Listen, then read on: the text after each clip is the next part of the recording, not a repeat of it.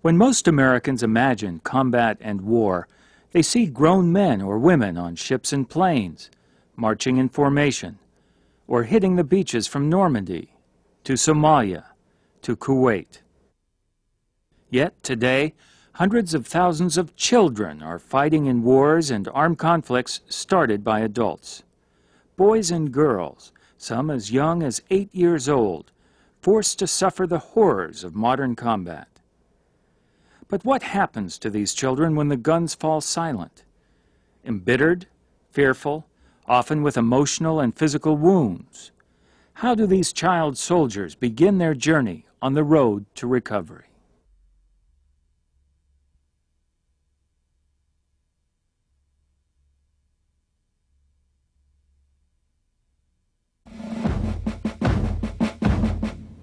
America's Defense Monitor, television for changing times. Welcome to America's Defense Monitor.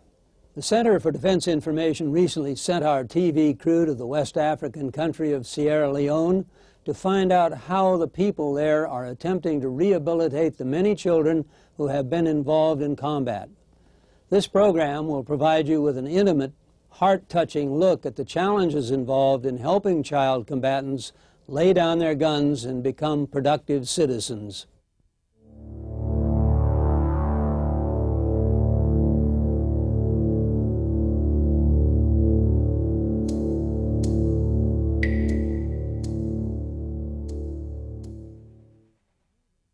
More than 2 million children have been killed in armed conflicts over the past 10 years. 3 times that many have been seriously injured or permanently disabled. But children are no longer simply passive victims of warfare. The flood of lightweight, powerful weapons to poorer nations, combined with the vulnerability of young children, have propelled more and more kids onto the front lines. The United Nations estimates some 250,000 children under the age of 18 serve in national and guerrilla armies in places like Liberia, Burma, Palestine, Afghanistan, and Sierra Leone. In an effort to stem the use of children as soldiers, the United Nations has proposed an amendment to the Convention on the Rights of the Child to raise the minimum age of recruitment and participation in armed conflict from 15 to 18 years of age. Unfortunately, international efforts to prevent the use of children in armed conflict have been stifled by the United States. Washington vigorously opposes the proposal because the Pentagon wants to preserve its practice of recruiting 17-year-olds, even though minors make up only 0.5%, some 7,000 U.S. troops. In addition, 400,000 high school boys and girls belong to Pentagon-sponsored JROTC military programs, where kids are taught to march, shoot, act, and think like soldiers.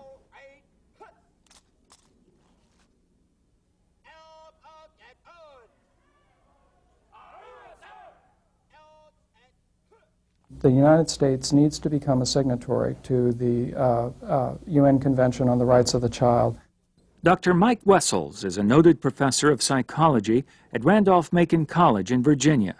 He currently works with programs in Angola and Sierra Leone to heal the wounds of war inflicted on young people. We need to do our part to exercise leadership, to build and strengthen international norms against child soldiering, and to protect children in all situations of armed conflict. And the U.S. public needs to give its support to the implementation of these laws. The United States and Somalia, a country with no functional government, are the only nations on earth not willing to ratify the United Nations Convention on the Rights of the Child. Recent media coverage has put the spotlight on the plight of child soldiers worldwide and helped stigmatize groups that exploit children in war.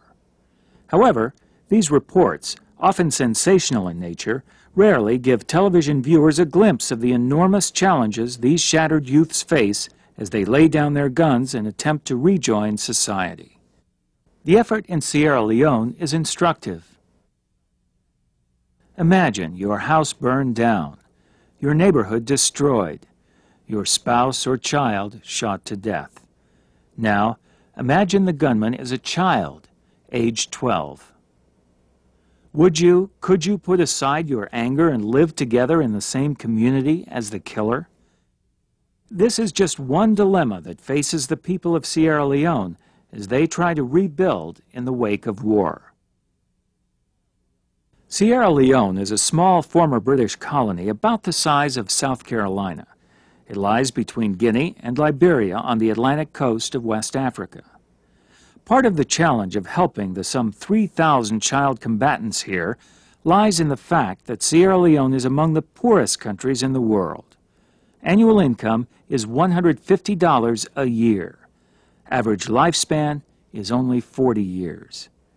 It would be hard for someone living in the United States to imagine the dire circumstances in Sierra Leone. Decades of strife have torn the country apart. Its infrastructure is poorly developed. Its cities lack basic sanitation, roads, and communications. Sierra Leone's recent troubles began in May 1997, when corrupt military leaders overthrew a fledgling democratically elected government, plunging the country into a state of chaos. The capital city of Freetown was destroyed by fighting, looting, and arson.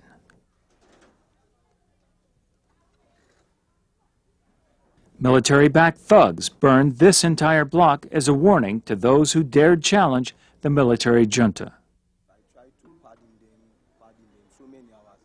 They forced me with a gunshot for me to keep away from this area. So at least I went to my sister and explained the problem to her. But before coming back, everything was burned down because nobody was around this area at that time. In February 1998, the military junta was toppled by a West African peacekeeping force called ECOMOG. Although Freetown and a large portion of Sierra Leone were liberated, the ousted rebels have since killed, maimed, and kidnapped thousands of civilians in remote villages and rural areas.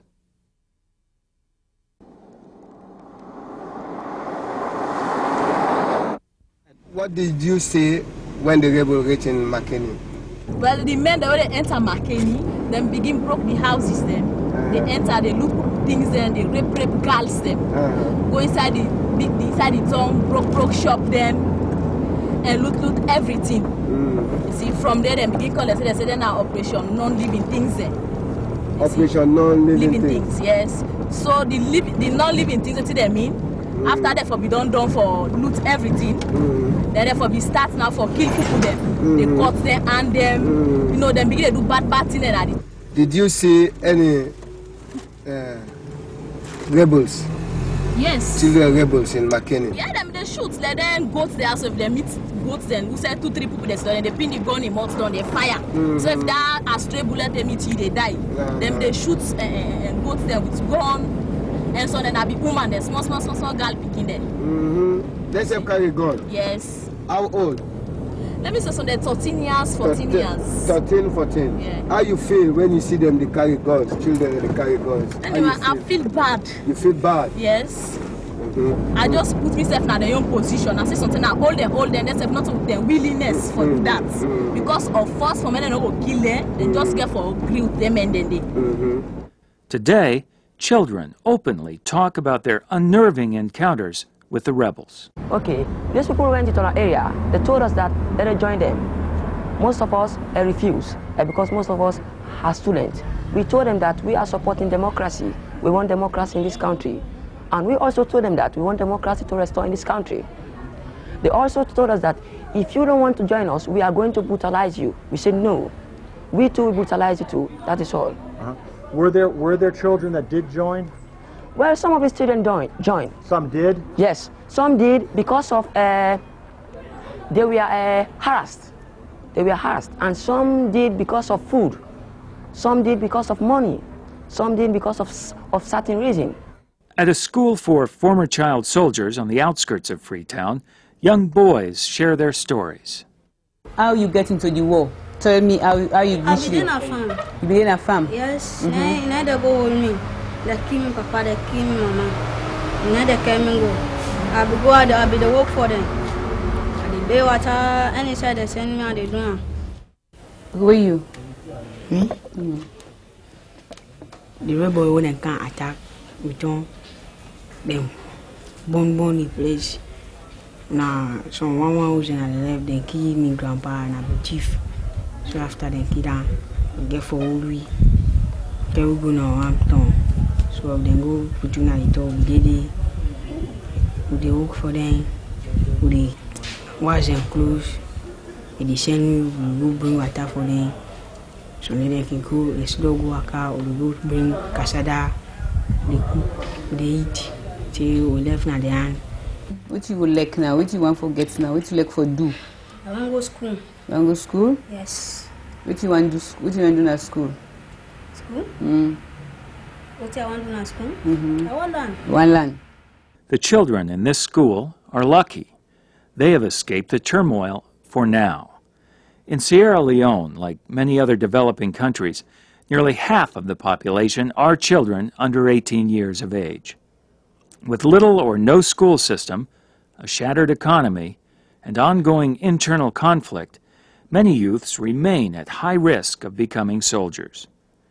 A stable future for Sierra Leone, and many countries like it, depends on the rehabilitation of its children affected by war.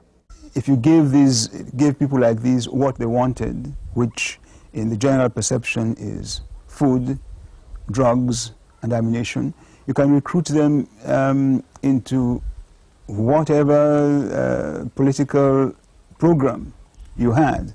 And that is a very great potential danger. Professor Eldridge Jones is a former dean of Sierra Leone University and is one of the most respected commentators in Sierra Leone today. The danger is that this whole region will become completely destabilized. We are destabilized to a certain extent, but I think we have the means of recovery right now. But if some of these ills are not attended, if these children, we're talking about children, but some of them in the course of the war have grown into young men, if all of these are not in a way re-socialized, then we are looking at a situation of anarchy. As a child psychologist and senior coordinator for refugee children with the United Nations, Neil Boothby works to end the phenomenon of child soldiers. I think it's safe to say unless we're able to break the cycle of violence, unless we're able to focus on this teenage population specifically, that if things go wrong in the economy, if things go wrong in the political systems, it'll be the teenager who picks up the gun and starts the next cycle. The United Nations Children's Fund, or UNICEF, works closely with a diverse group of 17 relief agencies, each with its own unique approach to helping the former child combatants of Sierra Leone. Cornelius Williams is the UNICEF Child Protection Officer for Sierra Leone. UNICEF is working with a network of agencies all over the country. Some of them are Christian agencies, some of them are Muslim agencies, some of them are just community-based agencies. We're working with all these groups who are in contact with the families and communities to mediate between them and the children so that the children are placed back within these communities safely.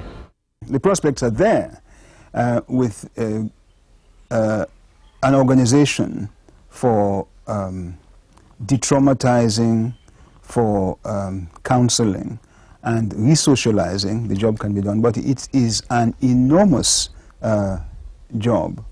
An enormous job made more difficult by the fact that Sierra Leone, a country of nearly 5 million people, currently has only one trained child psychiatrist. If the number of children which would be associated with the war are being liberated, either through demobilizations or for any ways, we do not have the resources to do it. We are, because the total caseload is estimated to be around 3,000 at the moment in the country, which is directly associated with the fighting force or as a part of the who moves around with the fighting force. The job of identifying and demobilizing child combatants in Sierra Leone is made difficult by ongoing hostilities. Some children escape their rebel bosses, others surrender, or are captured. So my other brother then now will be the pass. Right now I don't know if they did until they don't die. So now you self back account to father? Yes. That's good. So he brought yourself here and render yourself. Okay. You got anything more you go like for say? Me I like be to me. I like for that go school. That become big. That become somebody at this country. So in back, all people are not for say salon. Other outside people they are not for say salon. Back, we get small book money.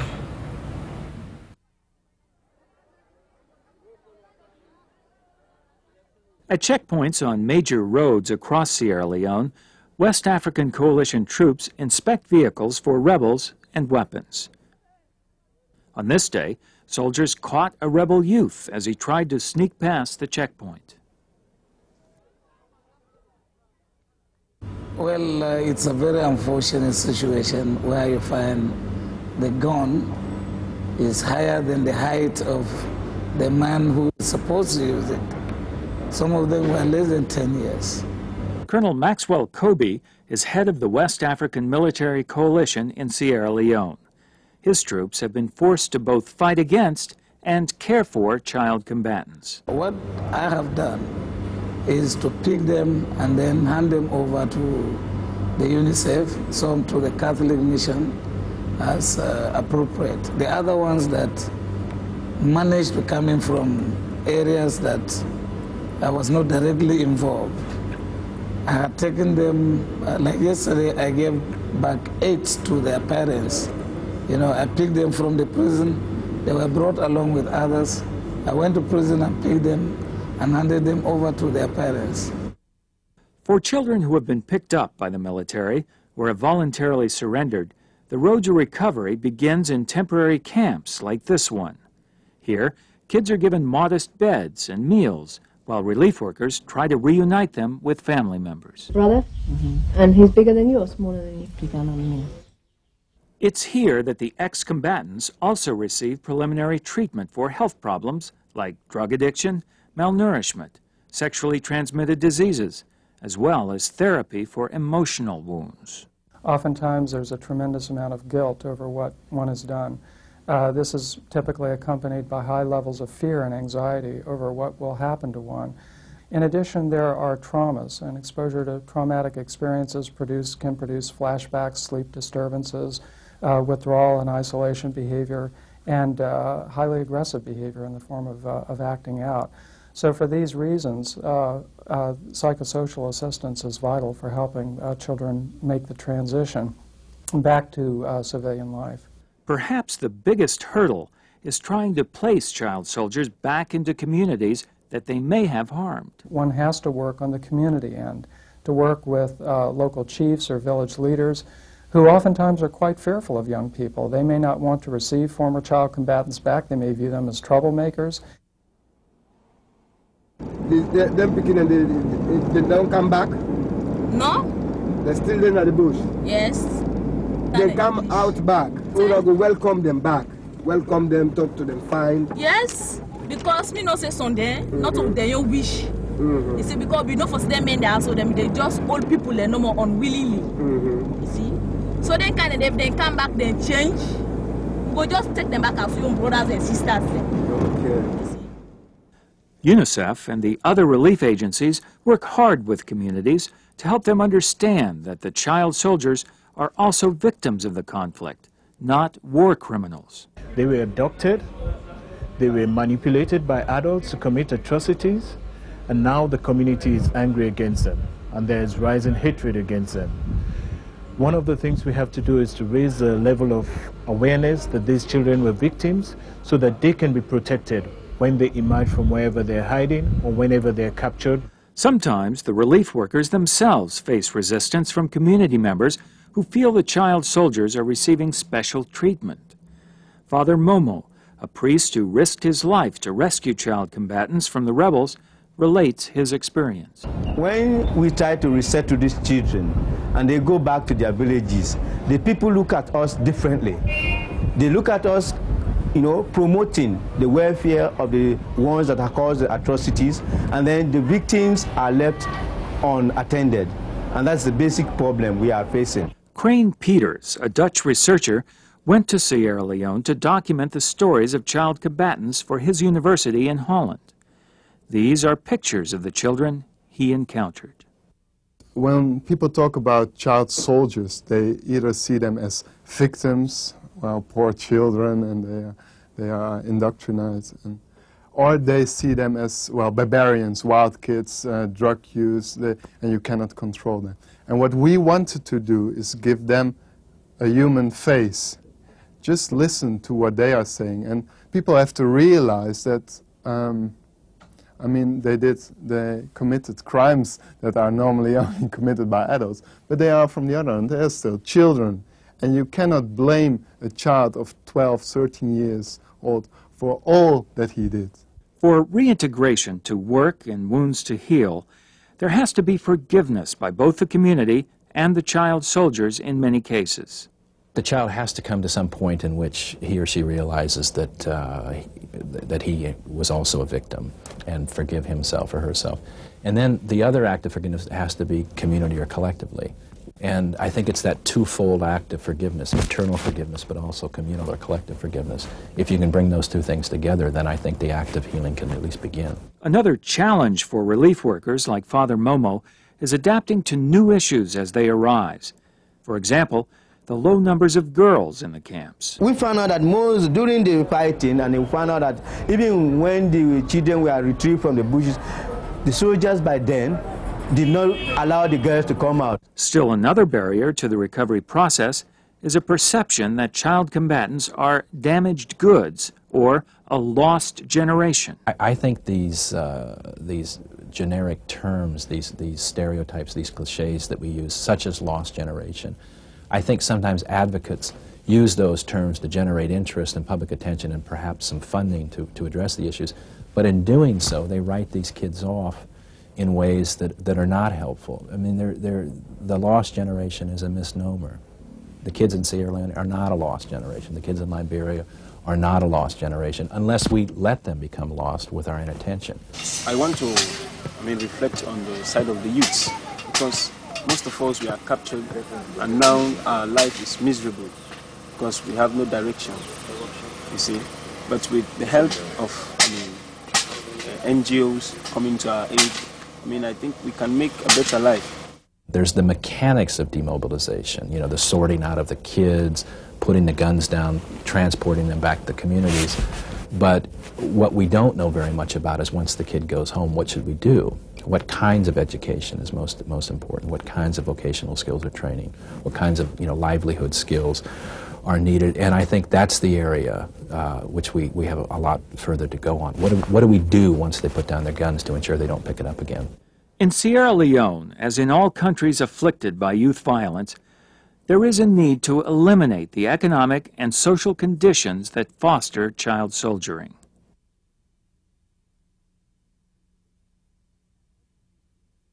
At education centers like this one, relief groups make a special effort to provide teenage ex-combatants with basic education and skills training. You must find avenues so that the youths, should not be left behind, because the youths are being neglected. We need to promote the youths in learning various trades and jobs so as to have a better future. By the way, I feel happy because I think my life is undergoing a change, and I need the world to see us as people who are in need. That we have to change our lives. So if they come to our aid, then I think we'll prove fruitful citizens in the future. Skill training for girls is also beginning to take shape in Sierra Leone. We are trying to get up a program, what you call the Fatima House, wherein we will look for these girls which will come up and get trained maybe in tie-dyeing, home economics, tailoring, sewing, and then where these girls will be of good use and then be resettled into the communities. In the aftermath of these conflicts, I think it's very important to look at, both the education and the economics of the situation. And by and large, children, whether they're in Liberia, whether they're in Sierra Leone, or other conflicts, want to be able to ensure some sort of independent, productive life. At a Catholic mission near the town of McKinney, former child combatants are given a place to stay, medical attention, and schooling. Bishop Biguzi, head of the program, describes the reasons for helping these children. Well, they're special because they are in greater need. So we believe that anyone who's in special need deserves special attention.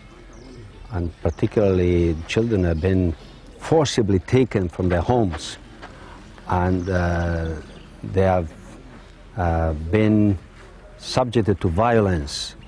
And of course they have committed atrocities themselves, but first of all they are the first victims of the violence they have received. So we thought that they deserve special attention, and we concentrate on their own welfare and possibly on recuperating them for their families and for society. Where they go today? Where you they go today? Nabo. But whom are you going to see today? Where you see today? Mama and Papa. You glad if you see them? Naim, you see how glad if you go back after 4 years. He's going back to see the parents.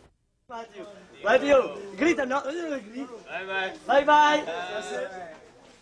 Bye-bye. Let's go now.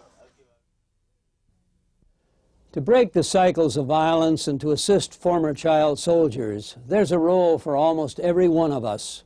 There are tremendous needs that can be met through the actions of psychologists, medical personnel, non-governmental organizations, and governments themselves, as well as UN agencies.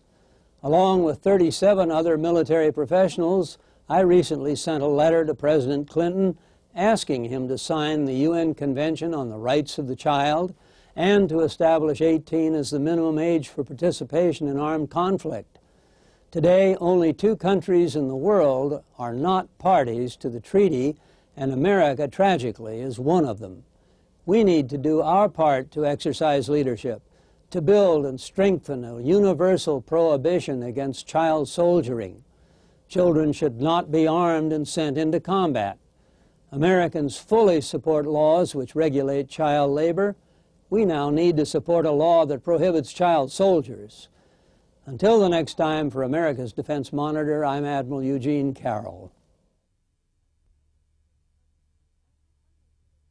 Special funding for this program provided by the John D. and Catherine T. MacArthur Foundation, Samuel Rubin Foundation, and PeaceLinks.